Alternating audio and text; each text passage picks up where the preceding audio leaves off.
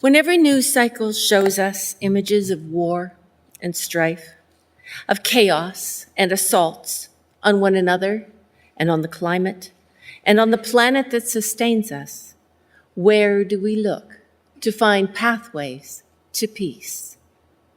I suggest there are 3 answers to that question.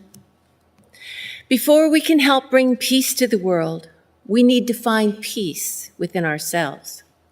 So the first path is through authenticity. When what we believe and what we do are in harmony, our behavior is authentic. We are walking our talk. When what we believe aligns with what we understand, through explorations and evidence and education, we eliminate cognitive dissonance and our thoughts become more peaceful. The thought that we are mortal, that we will all die, can be a disturbing thought. Stories of souls and of places where souls go may provide comfort, but when we know, through understanding physics, that above us is only sky and the cosmos, that comfort soon cools.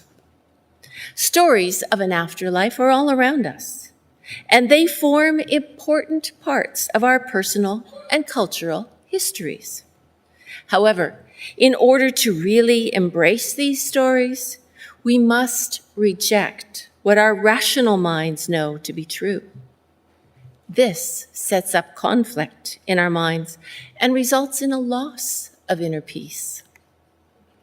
Coming to an understanding that this one life is all we have, that death is simply an ending and there is no continuance, can be profoundly freeing.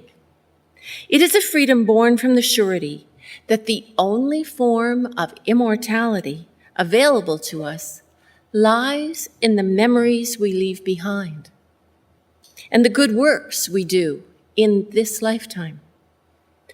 That assurance lets us focus on living a positive life in the here and now and provides a real and immediate recognition of both consequence and reward right here in this world. Peace at an individual level is reached through understanding and accepting reality. It is what it is. This is the first pathway to peace. Once we achieve inner peace, we can turn our attention to the community. There we see that many systems are working well, but we also see inequity. We humans have an innate sense of right and wrong that developed over hundreds of thousands of years of human evolution when we learned that the tribe only survives when we take care of one another. Give one small child 2 toys and another none, and they will both immediately sense the unfairness. What happens next will depend upon the beliefs and training of the children and the adults around them. In a culture of fairness and social justice, the toys will be shared. But if adults have trained one child to believe he is superior to or more entitled than the other child, the unfair situation will continue. Resentment will build, and eventually there will be conflict. This is social inequality in microcosm. When we participate in or see unfair behavior, we know in our hearts that it is wrong. So what do? We create stories that make us feel that we are right. And we tell them over and over until we believe them. We create belief systems that justify our behavior. When we deny equal rights and privileges to any group, whether it be defined by race, gender, age, or any other definition, we create inequity. And we can and should expect that this will lead to unrest and conflict and eventually violence. Often these inequities continue because of belief systems. Beliefs that certain kinds of people are intrinsically lazy, or that they don't deserve help because they're not contributing to society anyway. Or beliefs that social assistance makes people dependent on the system. To find peace in our communities, we must abandon such unhelpful beliefs and accept the reality that social justice leads to a better, safer, and more harmonious community for all of us. This is the second pathway to peace.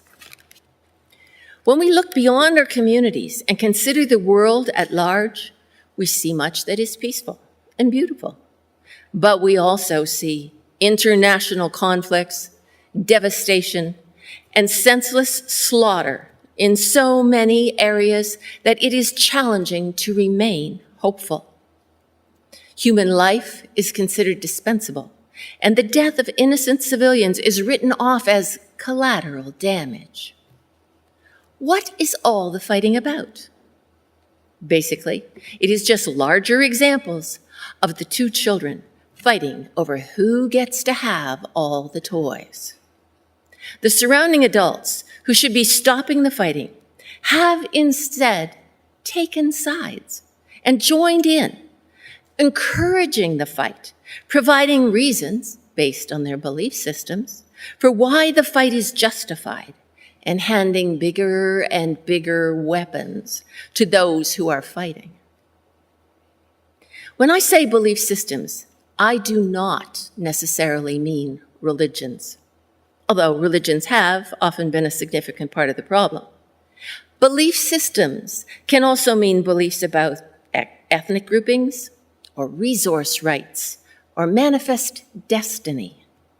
In all cases, the fighting continues because of the belief systems of the parties involved. Something similar is happening to the planet. Vast areas are being destroyed because of a belief system around the rights of corporations and capitalist enterprises. Somehow, there is a belief that economic growth is the ultimate goal, coupled with a belief that environmental impact does not need to be counted in the economic cost of production. This is ridiculous, given the fact that we live on a finite planet with finite resources. But the belief system persists, and the plundering goes on. Population growth is overwhelming the planet and its resources. In my lifetime, it has increased from 2.5 billion to over 7 billion people. Yet women are still prevented from making their own decisions about whether or not they choose to bear children. Science has given us contraception tools for controlling population growth, but because of our belief systems, these tools are withheld from those who need them most. Instead, we seem to have decided to just keep blindly growing until we reach the limit of what the planet can support. When that happens, we will reduce our population growth, but the reduction will be through wars over resources, diseases caused by overcrowding and pollution, and simply through starvation. Back in 1990, the Voyager 1 space probe took a picture of the Earth from 6 billion kilometers away. The tiny speck that was the Earth was so small that it could barely be seen, much like a slightly bluish dust mote in a sunbeam. The photo became known as the pale blue dot. This was the first time humans had been able to see the Earth from such a distance, and it changed our understanding of life on this planet. This is a new kind of revealed wisdom, revealed to us through science.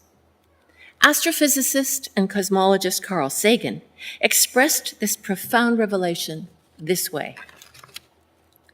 Quote, The Earth is a very small stage in a vast cosmic arena.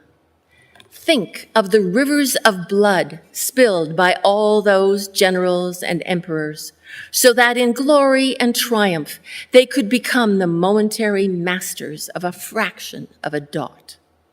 Think of the endless cruelties visited by the inhabitants of one corner of this pixel on the scarcely distinguishable inhabitants of some other corner. How frequent their misunderstandings, how eager they are to kill one another, how fervent their hatreds. Our posturings, our imagined self-importance, the delusion that we have some privileged position in the universe are challenged by this point of pale light.